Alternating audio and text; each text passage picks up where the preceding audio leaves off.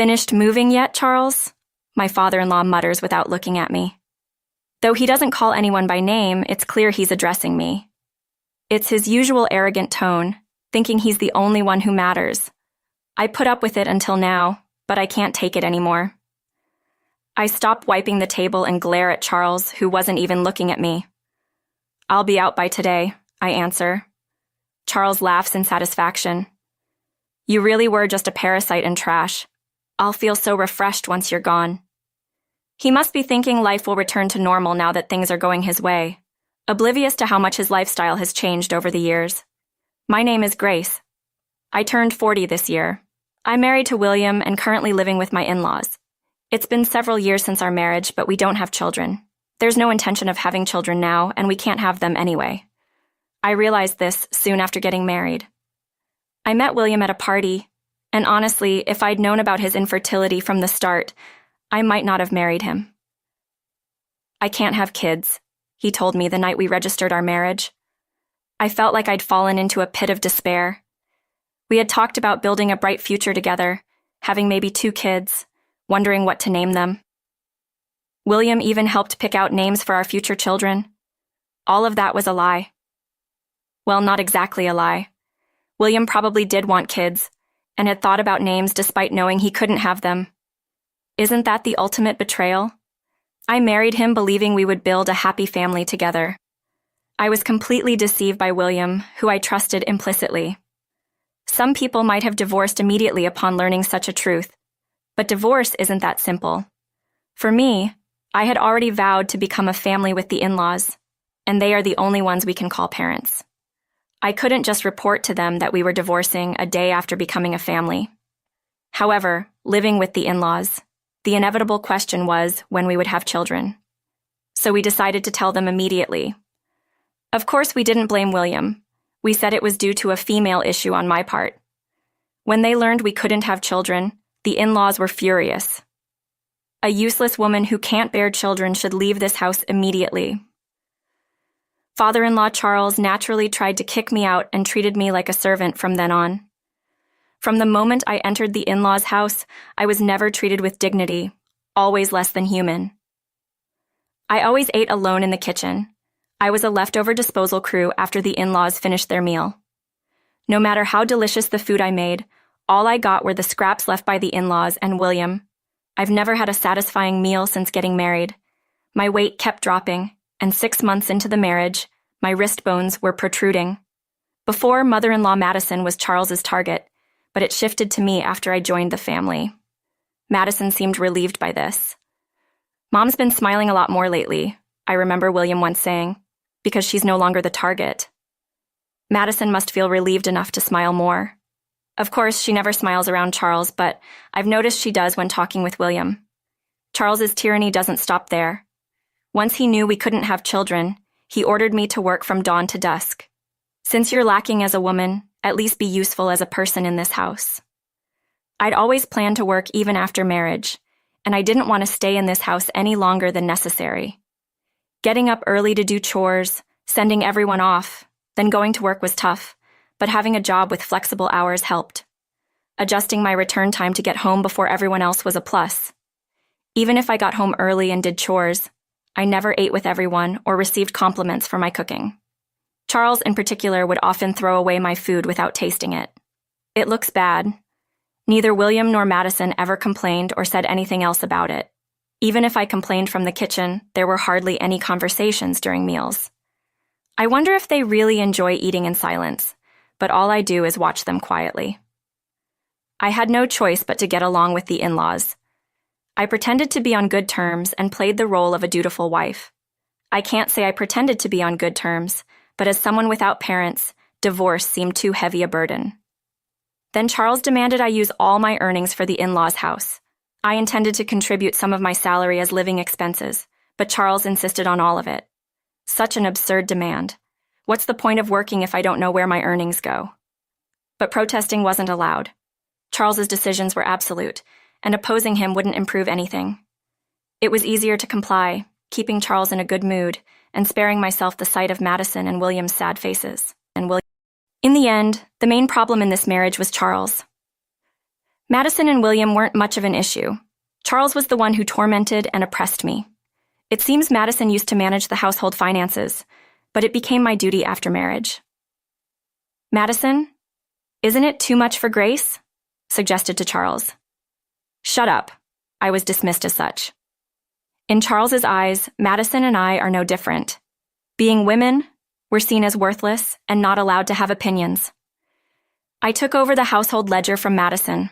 When I first saw it, I almost fainted. But now, after several years, I've gotten used to it. Perhaps because there's one more breadwinner, Charles started spending more recklessly than before I came. Because it's for work, he said, increasing his nights out. The three of them, excluding me, started going on trips during long weekends. They never did such things before, but suddenly things changed. He still doesn't treat me as family, calling me a parasite or trash. I'm just a housekeeper who costs nothing. In my 20s and 30s, I didn't mind much, even thinking it was peaceful when Charles wasn't home. But as I approached 40, I couldn't tolerate Charles's behavior anymore. Listening to him and silently obeying seemed foolish and bothersome. I lost my fear of Charles and started talking back. He didn't like that and gradually began to resent me. The negative loop continued to worsen, and recently my relationship with Charles had become extremely strained, with almost no conversation between us. Whenever Charles did speak, it was only to badmouth me. I would retort in kind, making the atmosphere at home dreadful. It had escalated to the point where he was telling me to leave the house, but I wouldn't stay quiet. Where do you expect me to go, knowing I have no parents? I'd snap back every time. Charles would slam his glass onto the table in anger. He'd broken so many glasses this way that I lost count. Why should I have to think about that? A woman like you shouldn't talk back to me. Madison and William would quickly leave the room, sensing another outburst. Once it got to this point, it was Charles's show. You don't appreciate that you're allowed to stay in this house. Don't get too high and mighty, you parasite. He would start complaining, face redder than when drunk. We've had this conversation hundreds of times. I was tired of being yelled at. Usually I would give in and apologize. I'm sorry. But that day was different. You better stop saying things like that, Charles. You're not getting any younger. You should start calming down. I was in a bad mood too and retorted sharply. Charles, not expecting me to talk back like this, was furious. Who do you think you're talking to? I am the master of this house. A wife like you shouldn't have opinions. I knew I had crossed the line, but I couldn't stop myself. I've been his wife for years. Isn't it time I'm treated like a human? You're retired now with less salary. Looks like the tables are turning. Once I started, I couldn't stop. With all the built-up frustration, I confronted Charles head-on. He escalated too, eventually grabbing me by the collar. A person like you isn't needed in my house. I don't want to see your face anymore. Pack your things and leave right now. He yelled so loud that the furniture shook, pushing me away. I should have apologized right there, but I couldn't hold back anymore. Fine. You want me to leave? That'll make you happy, right? Charles, looking down on me, spat out, Yes. Unable to stay silent, I said, Then I'll do it. He stormed off to his room with a loud noise, and I, a bit calmer, started cleaning the living room Charles had dirtied. Madison came to check on me with a worried look, but left without saying anything, returning to her room. I had no place in this house anymore. Neither William nor Madison would protect me. Years of endurance exploded, making me feel even more isolated. The next day, as usual, I got up early and started my routine. Charles woke up and came into the living room. He sat on the sofa, leaning back and spreading out the newspaper without even glancing at me. Then he asked, without looking, Finished moving yet? There was no way I could have moved out so soon after yesterday's events. I didn't even think he was serious. I thought it was just a drunken outburst, not something he meant. This was about leaving the house, right? When will you leave? You have no right to live here anymore. Even as he spoke, Charles never looked at me. I stopped wiping the table and turned to face Charles. If he's serious about wanting me to leave, then I'll respond seriously. I'll be out by today. Madison, who was listening nearby, froze, her worried gaze falling on me. It's clear that once I leave, Madison will become the target again, and she doesn't want me to go. But Charles insists I leave, so I have no choice. More precisely, the option to apologize and continue living here was never there. Never there. Charles laughs loudly, likely satisfied that he's getting his way. I rush out of the living room, quickly pack my things, and leave the in-laws' house. I haven't decided where to go, but I feel liberated. I sent a message to William, who was already out. Please divorce me. A lawyer will contact you. Then I turn off my phone. Over the next few days, I find a lawyer and have them contact William and the in-laws. Charles, thinking divorce was inevitable, pressured William into signing the divorce papers quickly. William kept looking between me and the divorce papers, but there was no room for second thoughts. Charles was insisting. The divorce is finalized, and I had no intention of returning. I don't have money to give to a woman like you, but dealing with lawyers is a hassle, so I'll pay, Charles grumbles, not even paying with his own money, but arrogantly looking down on me. The lawyer smiles wryly at this. William seems reluctant to pay, but signs the agreement under Charles's glare. I sign in front of the lawyer, and the divorce is finalized. We complete the distribution of property. It was worth paying for a lawyer, and I can claim a settlement for Charles's harassment. I had recorded it. It was worth paying for a lawyer instead of fighting alone. Charles, caring about his public image, avoids any complications by involving lawyers. I managed the household finances, so I knew exactly how much money Charles had. That's why I was able to suggest an amount he could just about afford. With the property distribution and harassment settlement paid in full, I started a comfortable life in my apartment. I used to hate being alone before marriage, but after living with the in-laws and getting divorced, I've come to cherish my own time. I cook meals for myself, enjoying the peace without anyone complaining. One day, about 3 months after the divorce, Charles calls repeatedly. Assuming it's nothing good, I don't answer, but he's persistent. While fiddling with my phone, I accidentally answer. What have you done to my house? I instinctively move the phone away from my ear. His voice is so loud even without speaker mode. What do you mean? I haven't done anything. I just left the house like you said. But Charles isn't satisfied with my answer and continues yelling. How can you say you've done nothing? Why am I getting notifications that withdrawals can't be made since you left?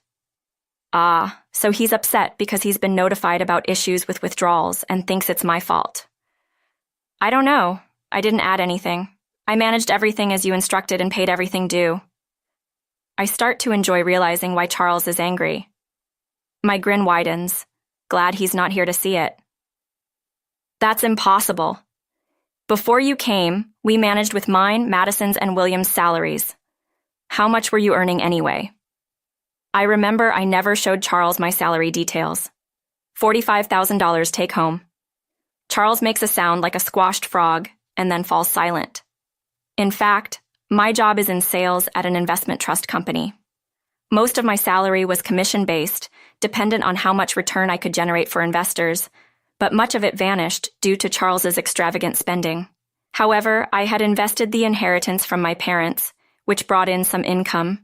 It wasn't much, but it helped with living expenses. I used that income to buy things I needed, but the distribution of property only involved William's savings.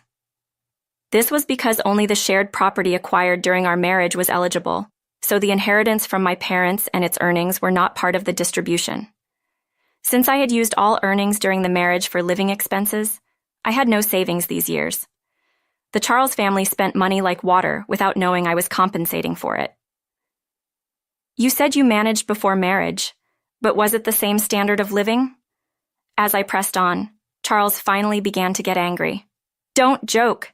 Then keep contributing money to our house. You're the one who ruined it, so you should take responsibility. I couldn't help but laugh at Charles's absurd words. I could see Charles's face turning red and yelling. What's wrong? What are you talking about? You told me to leave, remember? I did just that. Why should I, no longer a family member, give you money? I answered, half laughing, and then heard something break on the other end. Charles must have thrown another tantrum. The thought that I no longer needed to clean up after him made me even wish he would break more. Besides, we're strangers now, not family, not anything. Please don't act like family now. Manage your own finances. I left you just enough to live, right? With that, I said goodbye and hung up. I expected more calls, but none came. I thought maybe he was remorseful, but apparently that wasn't the case. Perhaps he felt ashamed of not being able to make payments, ordering William and Madison to borrow money from financial institutions to cover the costs. Payments were made, but it led to debt repayments. Unwilling to change their lifestyle, they continued living as when I was there. If you live like that, you won't be able to make regular payments or repay your debts. Unable to meet regular payments and debt repayments, they accumulated more debt every month. I heard about this when William contacted me, pathetically considering reconciliation. Moreover, William, I'm cutting ties with Dad, so let's get back together, he even said. How can he say that now when he never stood up for me against Charles's harassment? I chose to stay with William, even knowing we couldn't have children, but he never protected me. I have no intention of returning to him. He might have felt suffocated by Charles, but that's no longer my concern. I wish they realized the extent of their actions and suffer. Now the in-laws are struggling with debt, but can't reduce their lifestyle standards. Charles is now a contract worker with a reduced salary, and Madison and William have started part-time security jobs. It's not just Charles, it's Madison and William too. Despite being at their limit, they won't lower their living standards. I used to be desperate to protect William, but now I live for myself. At 40, having children might be difficult, but I'm open to the possibility. Before the divorce, waking up was a chore, but now I wake up feeling refreshed. I look forward to a better future.